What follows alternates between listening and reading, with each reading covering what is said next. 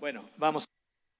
Quiero compartiros algo que a priori es un poco delicado en el sentido de que cuando hablamos de este tema, todos nos vamos a pensar por el dinero, ¿no? Por el dinero. Yo quiero hoy hablar de una cosa que es la mejor ofrenda. ¿Cuál es la mejor ofrenda que nosotros podemos dar, no? Mira, y ya digo, repito, no quiero que lo malinterpretéis por el cauce del dinero, aunque el dinero puede ser una forma de ofrenda, ¿no? Pero no va por ahí. Es decir, mira, la Biblia, para que os hagáis una idea, 500 versículos de la Biblia hablan sobre la fe. 500, 500 versículos de la Biblia hablan sobre la oración. A ver, ¿sabéis cuántos versículos en la Biblia hablan del dinero, de las posesiones o de este tipo de cosas? ¿Quién me lo dice? 2.350 versículos.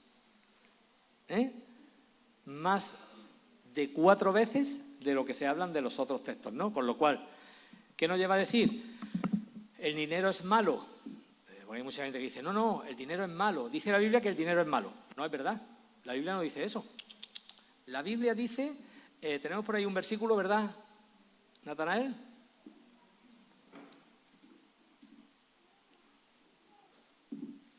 Ahí está. Dice, ninguno puede servir a dos señores, porque o aborrecerá al uno y amará al otro, o estimará al uno y menospreciará al otro. No podéis servir a Dios y a las riquezas.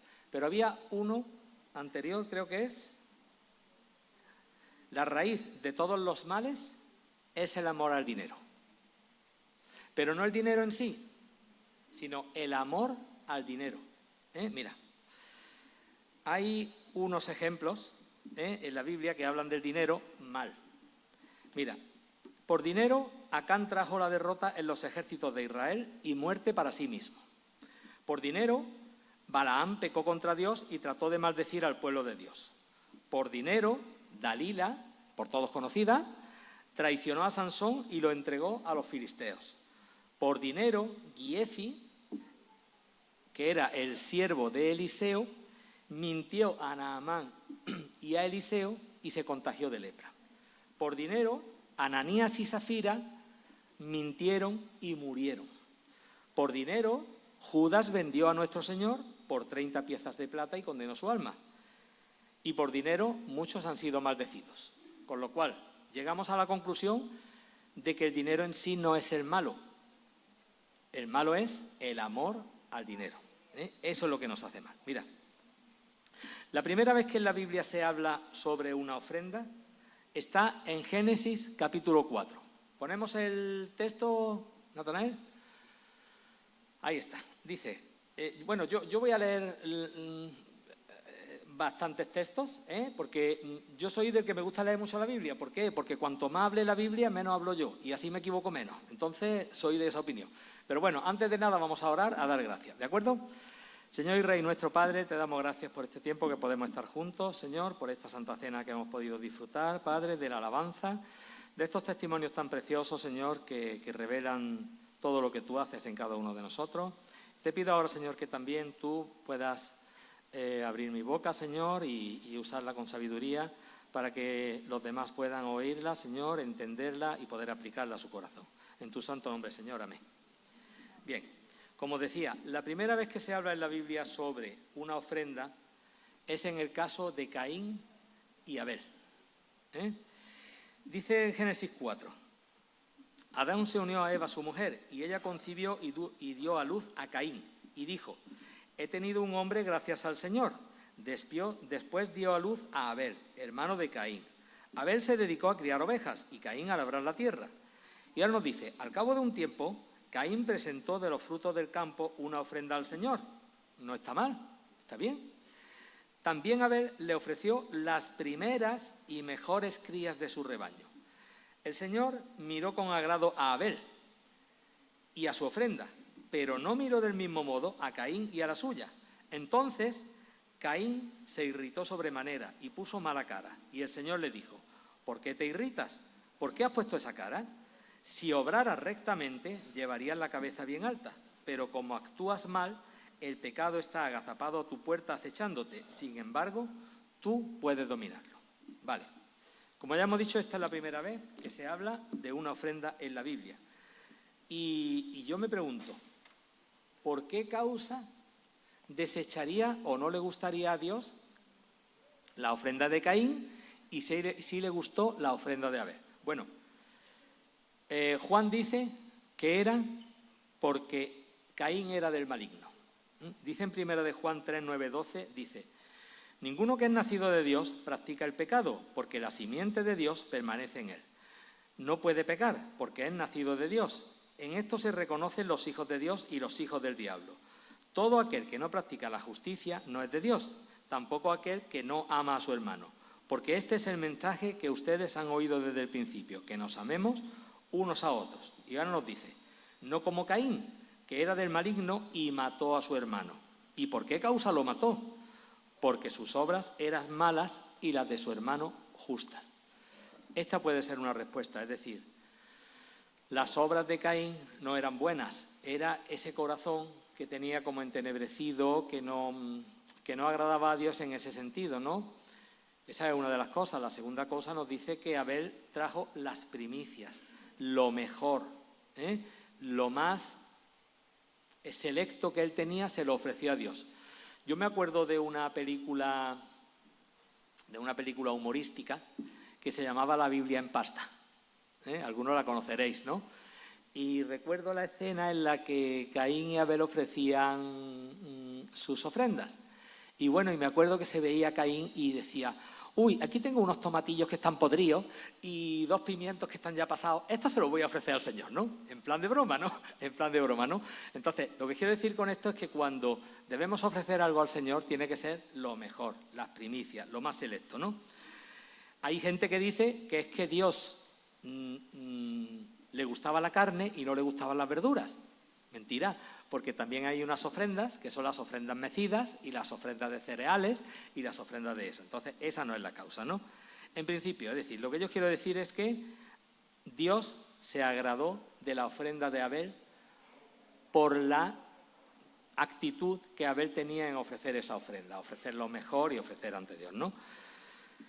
Con lo cual, tenemos el primer punto que yo quería tratar. Es decir, la ofrenda debe ser de lo mejor, las primicias para Dios. Hay un profeta, que es Malaquías, que claro, yo algunas veces me he preguntado y he dicho, bueno, vamos a ver, si resulta que los israelitas presentaban las ofrendas a Dios, ¿qué más da que el animal estuviera cojo o estuviera manchado o estuviera ciego? Dice, ¿qué más da si al final lo iban a matar, no?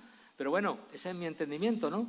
Pero Dios no piensa así. Es decir, Dios piensa que hay que ofrecerle lo mejor. En Malaquías nos dice: cuando presentáis un animal ciego para el sacrificio, ¿no es malo? Y cuando presentáis el cojo y el enfermo, ¿no es malo? ¿Por qué no lo ofreces a tu rey? ¿Se agradaría de ti o te recibiría con benignidad? Dice el Señor de los ejércitos. Es decir, ¿qué dice el profeta? Dice, vale, en vez de ofrecérselo a Dios, ofréceselo a tu rey, a ver lo que te dice. A ver si eres capaz de ofrecérselo a tu rey. Con lo cual, la ofrenda debe ser lo mejor para Dios. Segundo, la ofrenda debe de salir del corazón y con alegría, no por obligación ni de mala gana. Todo es de Dios. Mira, Moisés, cuando estaba edificando el tabernáculo, le dice al pueblo, le dice, habló el Señor a Moisés diciendo: di a los hijos de Israel que tomen una ofrenda para mí. Y dice, de todo aquel cuyo corazón le mueva a hacerlo, tomaréis mi ofrenda. De todo aquel cuyo corazón le mueva a hacerlo. No hay obligación, no hay, una obligatoriedad en ese sentido, ¿no? Que te mueve el corazón y tú lo haces. Posteriormente, para la edificación del templo, el Señor habla a Moisés otra vez, ¿no? Y le dice que él le diga al pueblo que ellos ofrezcan, pero que llegue un momento en el que no tengan que sentirse o hacerlo por obligación, sino que ellos quieran de verdad ofrecérselo a Dios. Más adelante, David, cuando está para hacer el templo, le dice, pero ¿quién soy yo y quién es mi pueblo para que podamos ofrecer tan generosamente todo esto? porque de ti proceden todas las cosas y de lo recibido de tu mano te da más. Es decir, David le dice esto al pueblo porque de alguna forma él quiere reconocer y decir todo lo hemos recibido de Dios y de lo que hemos recibido le damos a Dios. Hay un versículo que tenemos en los sobrecitos de los diezmos, que dice que cada uno dé como propuso en su corazón, no con tristeza ni por necesidad, porque Dios ama al dador alegre. Este es un versículo súper famoso, ¿no? Pues vamos a tenerlo también en cuenta. Siguiente punto.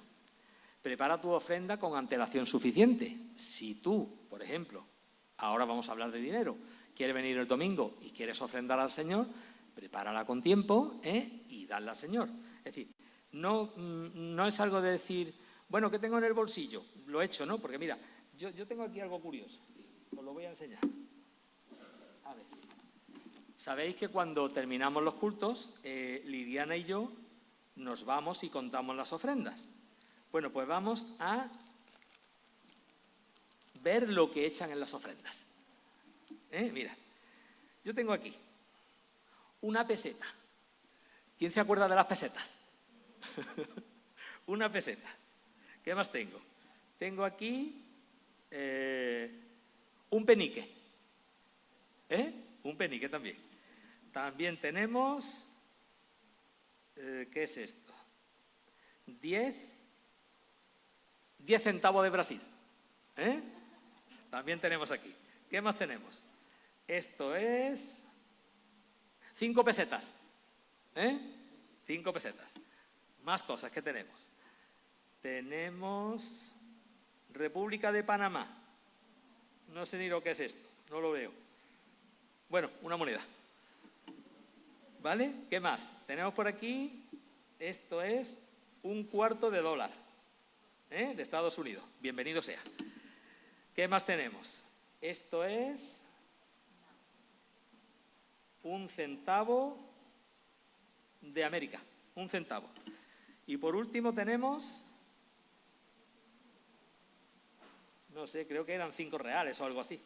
Portugueses, no me acuerdo. Bueno, ahí está, ¿no? ¿Qué quiero decir con esto? Bueno, cada uno echa lo que puede o lo que quiere, ¿no? Pero bueno, ahí lo tenemos para que vosotros lo veáis también, ¿no? Pero Pablo, mira, le dice a los corintios, dice, en relación con la ayuda a favor de los hermanos, me parece superfluo escribiros, conozco vuestra buena disposición y presumo de ella delante de los macedonios. Los de Acaya, les he dicho, están preparados, ojo, desde el año pasado. Llevaban 1 año preparando una ofrenda para los hermanos de Jerusalén que estaban pasando mucha necesidad. También Pablo le dice a los corintios, en 1 Corintios 16:2, el primer día de la semana, cada uno de ustedes aparte y guarde algo de dinero conforme a sus ingresos, según haya prosperado. Bueno, lo veo bien también, ¿no? ¿Qué quiero decir con esto? A veces llegamos y echamos lo primero que se nos ocurre. Bienvenido sea. A nadie le vamos a decir nada, ¿no? Pero no lo digo yo, lo dice la Biblia. La Biblia nos da unas pautas, nos da unas guías de cómo debe ser nuestra ofrenda, ¿no? Mira, hay un pasaje muy, muy bonito que a mí me gusta, que está en Hechos 4, creo que es, ¿no? Cuando Pedro y Juan van a orar al templo. Van los dos para orar al templo y cuando van para entrar al templo se encuentran a un minusválido. Entonces se les queda mirando, él los mira a ellos los miran, se miran unos a otros, ¿no? Y claro, se quedan aquí como esperando recibir algo. Y claro, Pedro y Juan le dicen, oye, mira, que no tengo plata ni oro, ni plata ni oro tengo, pero lo que tengo te doy. En el nombre del Señor, levántate y anda. Llegamos a esa parte. No todo es dinero. Tenemos mucho que dar. No solo dinero, no. Si nosotros pensamos solamente en el dinero, es que estamos teniendo una mente muy cortita.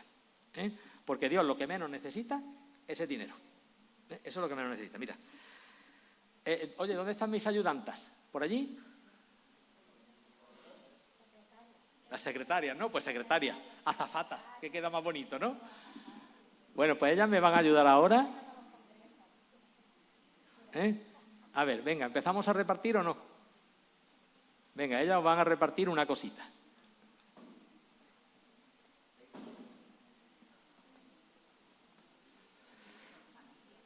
No, individual. Yo hoy estoy generoso, yo. Individual. La casa por la ventana.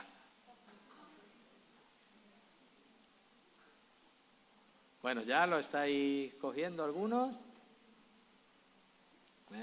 Hoy nos vamos de fiesta, ¿eh? Hoy nos vamos de fiesta.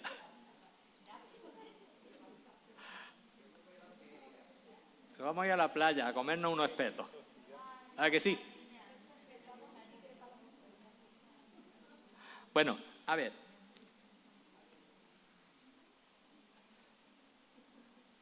¿Ya casi tenemos todos o no?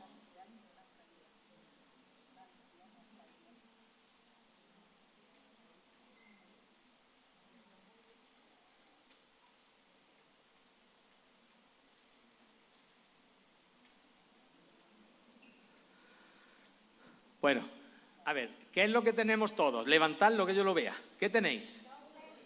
¡Buah! Si lo juntamos, nos vamos a dar un festín que no veas, ¿no?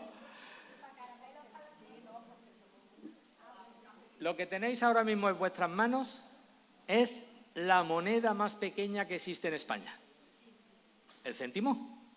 Que de hecho están pensando en quitarlo porque cuesta más hacerlo que el valor que tiene. Pero bueno, ahí queda, ¿no? 2 céntimos. Mira, Mateo capítulo 12, versículo 41 al 44. Veía también Jesús cómo los ricos echaban dinero en el arca de las ofrendas y vio a una viuda pobre que echó 2 monedas de muy poco valor, 2 blancas, y dijo: os aseguro que esta viuda pobre ha echado más que todos los demás, porque todos los otros echaron como ofrenda lo que les sobraba, mientras que ella, dentro de su necesidad, ha echado todo lo que tenía para vivir.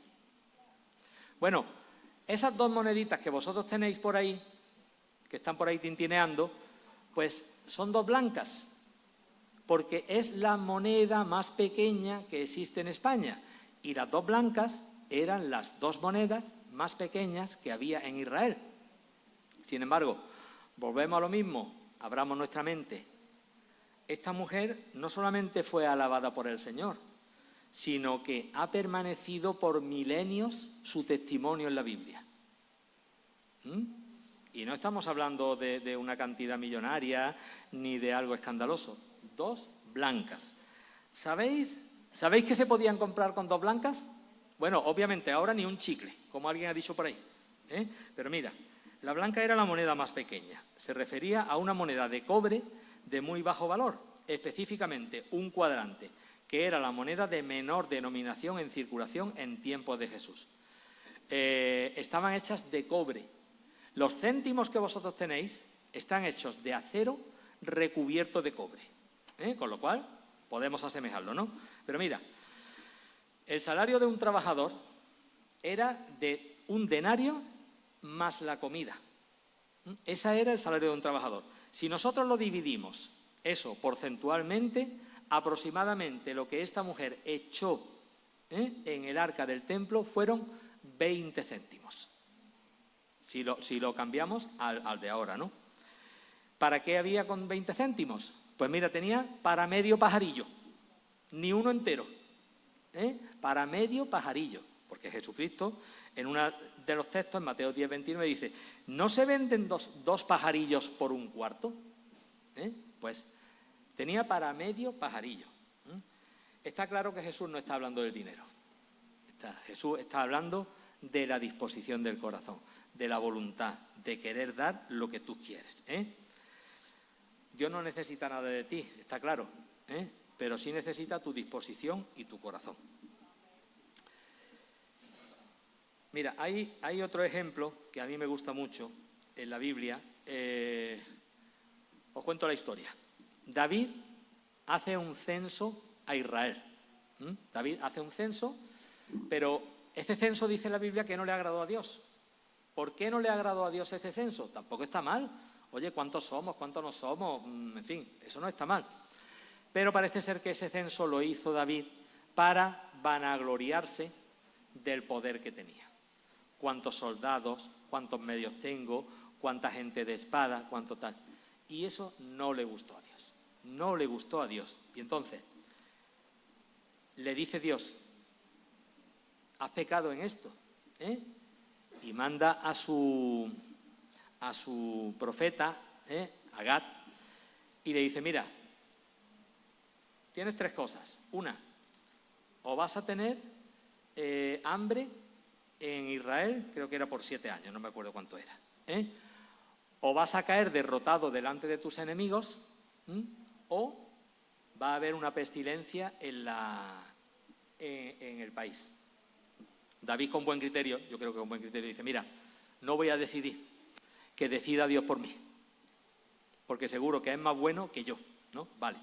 Pero hay algo muy bonito en que parece ser que el ángel va con esa epidemia, va con esa pestilencia y se para en un lugar, se para en la era de Arauna, en el campo, en la era de Arauna. Ahí se detuvo la peste, se detuvo la pestilencia, ¿no? Y entonces nuevamente el profeta le dice a David, haz aquí un altar a Dios para darle gracias porque ha parado la pestilencia, porque Dios dijo, ya basta. Y fijaos qué texto tan bonito, En 2 de Samuel 24, del 18 al 25. Y Gad vino a David aquel día y le dijo, sube, edifica un altar al Señor en la era de Arauna Jebuseo. David subió conforme a las palabras de Gad, tal como el Señor había ordenado. Y Arauna miró y vio al rey, a sus siervos que venían hacia él. Y saliendo Arauna, se postró rostro en tierra delante del rey. Entonces Arauna dijo, ¿por qué ha venido mi señor el rey a su siervo? Y David respondió, a comprarte la era para edificar un altar al Señor, a fin de detener la plaga del pueblo.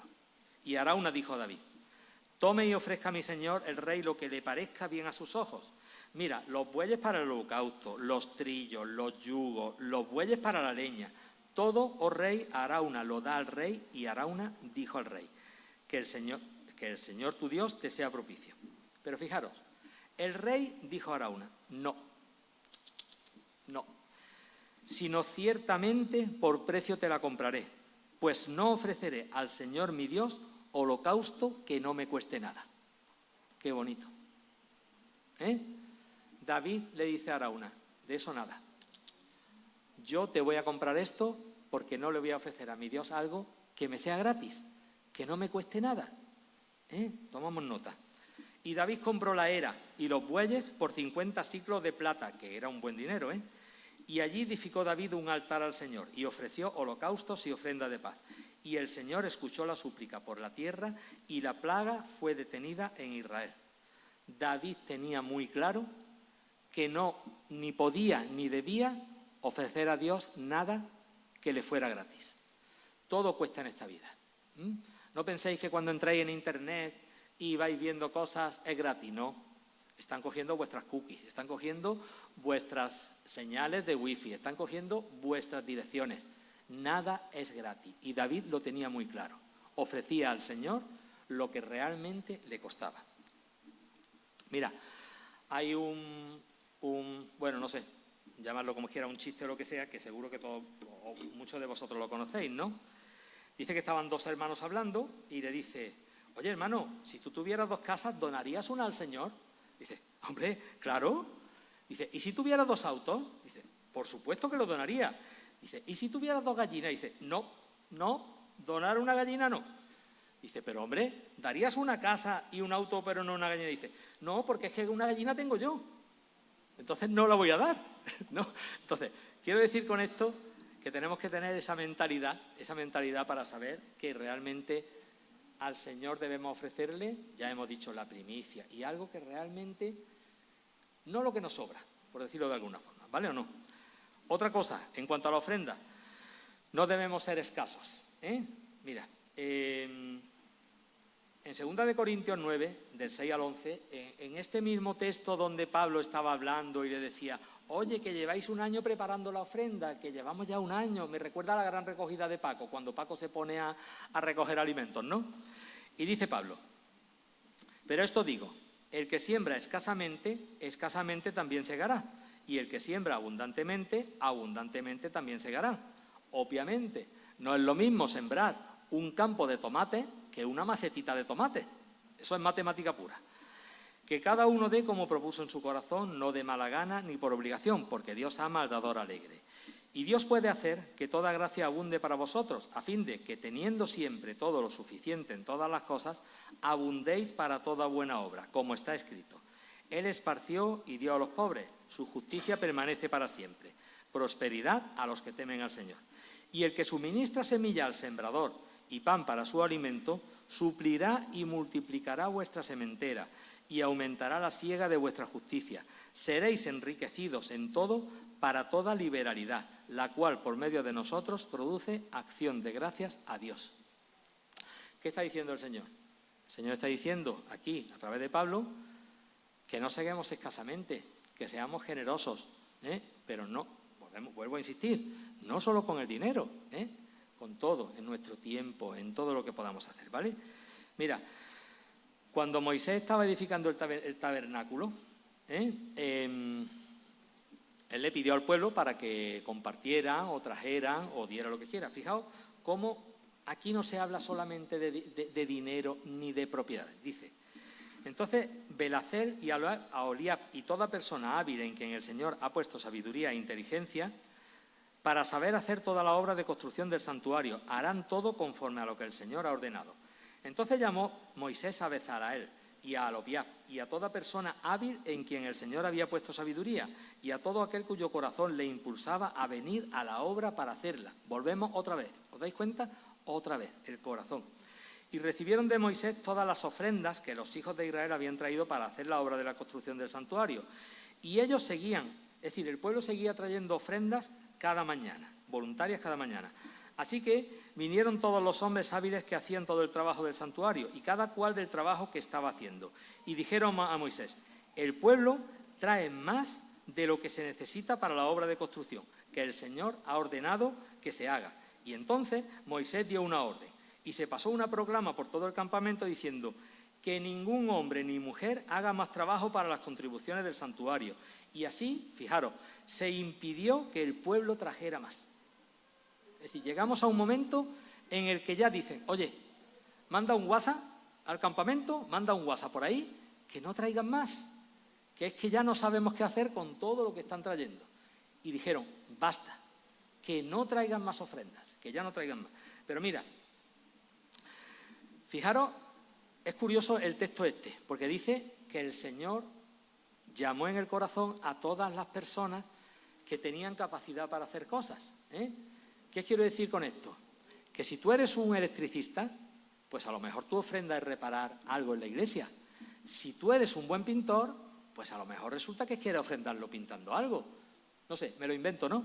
Pero quiero que entendáis la idea, que os quitéis de la cabeza que la ofrenda al Señor es solamente dinero. Hay mucho más. Mira, damos lo que tenemos y Dios lo multiplica. Algunos ejemplos de esto, fijaros. La vara de Moisés. Cuando Moisés se presenta ante Dios, el Señor no le dice: bueno, ¿cuánta plata me traes? ¿O cuánto oro has traído? Dice: ¿qué tienes en tu mano? Y Moisés le dice: una vara. Pues bastantes cosas hizo la vara. Bastante hizo la vara de Moisés, que incluso se quedó hasta en el arca y pudo hacer todas las obras: separar las aguas, abrir el mar Rojo, en fin, un montón de cosas. La barca de Pedro. Pedro puso su barca a disposición del Señor, hasta tal punto que en la pesca milagrosa no podían ni siquiera cargar la pesca que tenían y tuvieron que pedir ayuda a otras barcas. Los 5 panes y los 2 peces en las manos del Señor alimentaron a 5.000 hombres. Y todo el mundo sabe que matemáticamente 5 panes y 2 peces entre 5.000, malo. Sin embargo, ahí estaba. Fijaros, hay un texto paralelo que me gusta en Juan y dice: Andrés, hermano de Simón Pedro, le dijo: aquí está un muchacho que tiene 5 panes de cebada y 2 pececillos más. ¿Mas qué es esto para tantos? Imaginaros la escena. Está la gente escuchando al Señor, 5.000 hombres, aparte de las mujeres y niños. Y a este niño lo manda su madre al Mercadona y le dice: oye, tráete 5 panes y 2 pececillos, que tenemos que alimentar a la familia. Y el niño se entretiene y se queda en el monte y se queda escuchando al Señor, y encima cogen los panes y pueden hacer ese milagro de alimentación de los 5.000. Pero no se queda ahí. Luego vuelve a hacer otro milagro. Alimentó, en este caso, con 7 panes y unos pececillos, a otros 4.000. Pero fijaros, curioso. El Señor toma los alimentos, da gracias y ora por ellos. Esa es la fórmula. Esa es la fórmula. ¿Qué tengo? 5 pececillos, 2 panes, me da igual, el número que sea. Voy a orar y lo voy a poner en las manos del Señor. Verás cómo algo pasa. No sé qué, pero algo pasa. Hay más ejemplos. El aceite y la harina de la viuda de Sarepta con Elías. Llega Elías y le dice a la viuda, oye, prepárame una torta. Y ella dice, pero ¿cómo te voy a preparar una torta? Pero si lo único que tengo es una torta para mí y para mi hijo con el aceite y la harina, la voy a preparar y nos vamos a morir. Pero ella creyó primero la palabra de Elías. Y dijo, no, tú primero prepáramela a mí. Y después ya prepararás para tu hijo. Esa fe es la que hizo que no le faltara el alimento en todo el tiempo que Elías estuvo allí. Otro ejemplo, el aceite de la viuda que pidió ayuda a Eliseo. Una mujer arruinada, que iban a vender hasta a sus hijos como esclavos. Llega Eliseo, le cuenta el problema y le pide que la ayude. Y Eliseo le dice, ¿qué tienes en tu casa? Dice ella, una tinaja de aceite, nada más. Dice, vale, pues ve y pide tinajas, pero no pocas. Pide tinajas. Con lo cual empezó a pedir tinajas, y de la tinaja que tenía iban llenando, con lo cual la casa se llenó de tinajas de aceite. Vendieron el aceite, pudieron pagar sus deudas y con eso pudieron vivir un tiempo en las manos del Señor. David, ¿qué hizo con 5 piedras y una honda? Bueno, no hay que contar mucho, ¿no? Dice la Biblia, y Saúl visitó a David con sus ropas y puso sobre su cabeza un casco de bronce y le armó de coraza. Y ciñó David su espada sobre sus vestidos y probó a andar porque nunca había hecho la prueba. Y dijo David a Saúl, yo no puedo andar con esto porque nunca lo practiqué. Y David echó de sí aquellas cosas. No quiero esto, yo tengo algo. Tomó su cayado en su mano y escogió 5 piedras lisas del arroyo y las puso en el saco pastoril, en el zurrón que traía, y tomó su honda en su mano y se fue hacia el filisteo. Es poco lo que le hizo al filisteo, con 5 piedras y una honda. Otro ejemplo que me gusta mucho, 12 locos, inexpertos, analfabetos, pueblerinos, en las manos del Señor, cambiaron el mundo. 12 apóstoles cambiaron el mundo. Estamos totalmente equivocados si pensamos que la ofrenda a Dios es solamente dinero. Hay algo mucho más valioso, que es tu tiempo y tu talento y tus dones. Mira, el tiempo, en contraposición al dinero, tiene unas cosas especiales. Mira, en cuanto al dinero, sabes cuánto dinero tienes, pero no sabes cuánto tiempo te queda. 1 euro vale más hoy que mañana, porque todo va subiendo. El dinero va y viene y se puede recuperar. El tiempo no se recupera.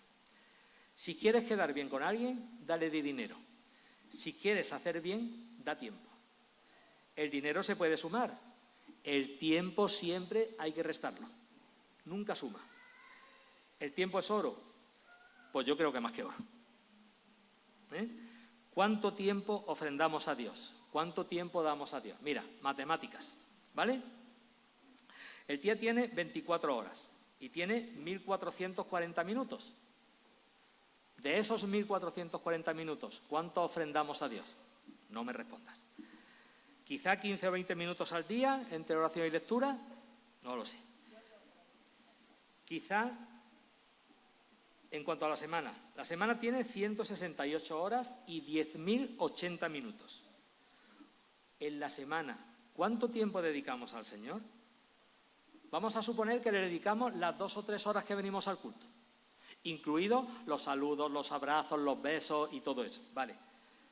Pues mira, una cosa te recomiendo, esas 2 o 3 horas, ofrécelas de pleno.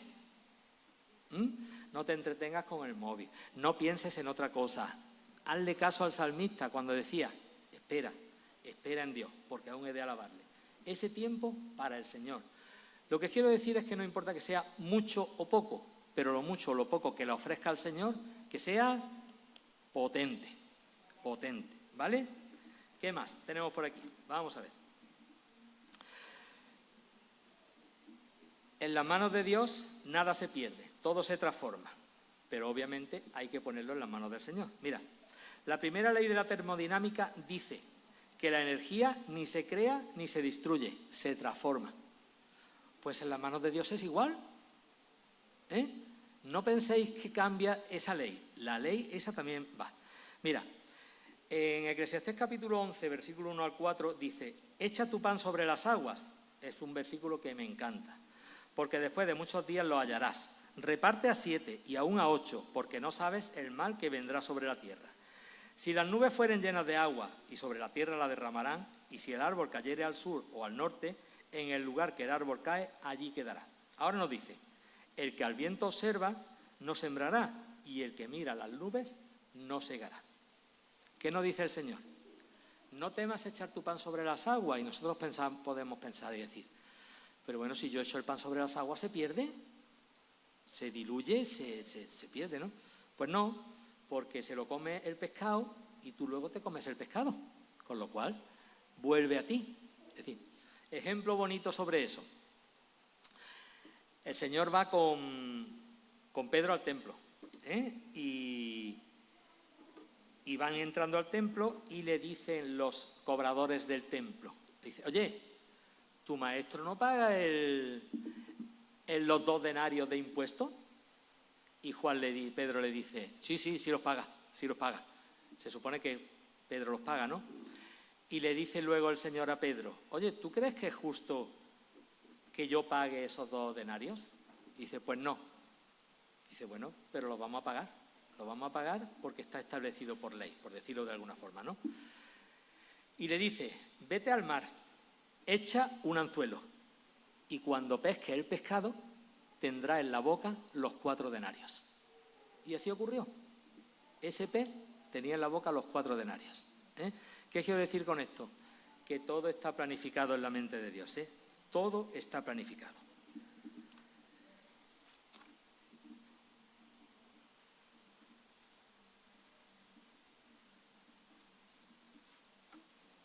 Vamos a ver qué más tenemos por aquí, que estamos ya terminando. Sé que estáis cansados. Bueno, hay un texto muy bonito donde debemos entender que la ofrenda no es solo ante Dios, sino en el nombre de Dios. En Mateo 25, 31 a 46, Jesucristo está hablando y le está diciendo quiénes serán los hijos de Dios y quiénes serán los que entren al reino de Dios. Y entonces les explica y les dice: cuando hayáis visto a alguno de estos pobres, a alguno en necesidad, a alguno que no tiene que comer, y le hayáis alimentado, ese soy yo.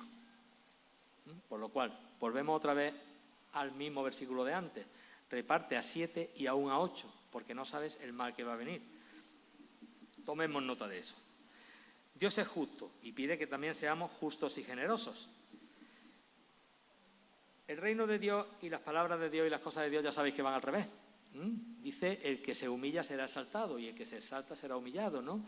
Si quieres vivir tienes que morir, etcétera, etcétera. Todo es al revés en el reino de Dios. Y hay un versículo en Proverbios donde dice: hay quien reparte y le es añadido más, y hay quien retiene lo que es justo solo para venir a menos.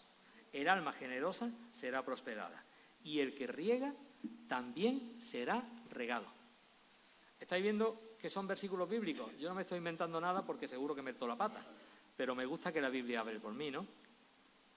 Hay una frase que yo sí la he escuchado, me gusta, de Miguel, y dice que a veces no damos porque no tenemos. Y entonces Miguel dice: a ver si es que resulta que no tenemos porque no damos. Vamos a planteárnoslo, ¿vale? Ahí queda. La alegría y la confianza en Dios no está en lo que tenemos o en lo que perdemos, sino que está en el Señor, siempre. Habacuc tiene un texto precioso, que precisamente él lo dice y lo habla cuando iba a venir sobre el pueblo de Dios una invasión y iba a venir un desastre sin límites. Y en Habacuc dice: aunque la higuera no florezca, ni en las vides haya frutos, aunque falte el producto del olivo y los labrados no den mantenimiento, y las ovejas sean quitadas de la majada y no haya vacas en los corrales, con todo yo me alegraré en Jehová y me gozaré en el Dios de mi salvación. Jehová el Señor es mi fortaleza, el cual hace mis pies como de cierva y en mis alturas me hace andar. Eso es lo que tenemos que entender. El Señor es soberano de todo, el Señor lo tiene todo. Él es el que va a controlar toda nuestra vida. Mira, aquí habla, el final dice, el cual hace mis pies como de ciervas y en mis alturas me hace andar. La traducción exacta no es cierva, sino un animalito que es el rebeco. El rebeco es un animalito que es un poquito más pequeño que la cierva y un poquito más grande que la cabra, ¿vale? Y el ciervo tiene la particularidad, el rebeco tiene la particularidad de que es capaz de poner sus 4 patas prácticamente en una moneda. Con lo cual, tú, si queréis buscarlo en los reportajes de YouTube, tú ves al rebeco que está bajando una montaña que es una pared, literalmente una pared, y tú de pronto lo ves como baja, y llega al suelo. Y dices, pero bueno, ¿tenía alas o cómo lo ha hecho? Sin embargo, llega. ¿Por qué? Porque es el Señor el que le hace esas pies como de cierva, como de rebeco, y en esas alturas es posible andar. Mira, hay una reflexión que ya se ha comentado en muchas ocasiones, que la dijo Kennedy, y yo voy a repetirla y adaptarla. No te preguntes qué puede la Iglesia o Dios hacer por ti, sino qué puedo yo hacer por Dios y por la Iglesia. Dios no mira la cantidad, sino la calidad y el corazón. Quédate con eso, con eso es suficiente. Mira, y ya termino. Hemos empezado en Génesis y vamos a terminar en Apocalipsis. ¿Por qué? Pues porque es el principio y el final, ¿vale? Es lo más lógico. Quiero decir con esto que la Biblia está llena de ofrendas, de versículos, de textos, de historias preciosas que nos hacen entender cuál es o cuál debe ser nuestra mejor ofrenda. Mira, dice en Apocalipsis capítulo 4, del 4 al 11. Y alrededor del trono había 24 tronos, alrededor del trono de Dios, obviamente. Y sentados en los tronos 24 ancianos vestidos de ropas blancas, con coronas de oro en la cabeza. Del trono salían relámpagos, voces y truenos, y delante del trono había 7 lámparas de fuego ardiendo, que son los 7 espíritus de Dios. Delante del trono había como un mar transparente, semejante al cristal, y en medio del trono y alrededor del trono 4 seres vivientes, llenos de ojos por delante y por detrás. El primer ser viviente era semejante a un león, el segundo a un becerro. El tercer ser tenía el rostro como de un hombre, y el cuarto era semejante a un águila. Y los 4 seres vivientes, cada uno de ellos, con 6 alas, estaban llenos de ojos alrededor, por dentro y día, y no cesaban de decir, Santo, Santo, Santo es el Señor, el Todopoderoso, el que era, el que es y el que ha de venir. Esos 24 ancianos tenían coronas, con lo cual puede ser que fuesen reyes, porque obviamente quien tiene una corona son los reyes.